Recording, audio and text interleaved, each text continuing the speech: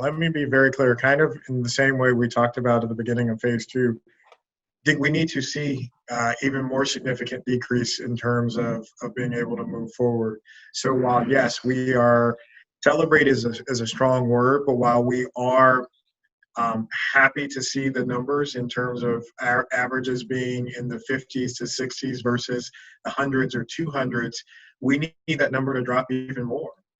Because again, it's a balance between the types of activities that are included in those respective phases in terms of the level of interaction, the quality of interaction, and the risk of transmission associated with that. So that's why we are working to, as actively and aggressively as we can, identify cases very quickly,